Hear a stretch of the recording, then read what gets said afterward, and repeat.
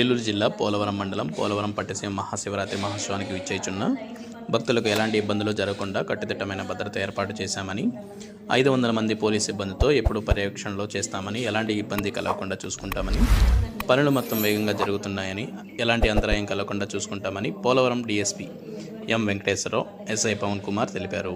ఈ కార్యక్రమంలో RTO, SI, CI, DSP, MRO తదితరులు పాల్గొన్నారు.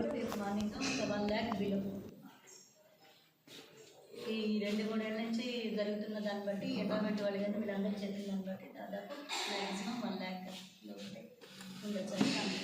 దానికి తగ్గట్టుగానే అన్ని ఏర్పాటు చేయడం జరుగుతుంది. సరిపడాలో అక్కడికి బ్యారికేడింగ్ చేయడం జరిగింది.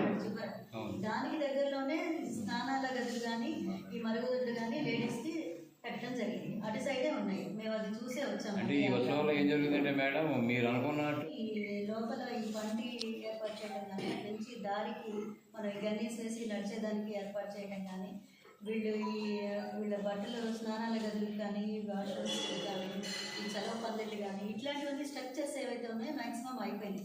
ఈ కరెంట్ కూడా కనెక్షన్ ఇవ్వడం జరుగుతుంది. లైటింగ్ కూడా ఏర్పాటు చేశారు.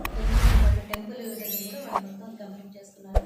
క్యూ లైన్లో బ్యారికేడింగ్ కూడా మొత్తం అక్కడ ఏర్పాటు చేయడం జరిగింది. టెంపుల్లో కూడా ఇప్పుడు అది కూడా వెళ్ళి మేము చూసి వచ్చాము. టోటల్గా 25 సీసీ కెమెరాస్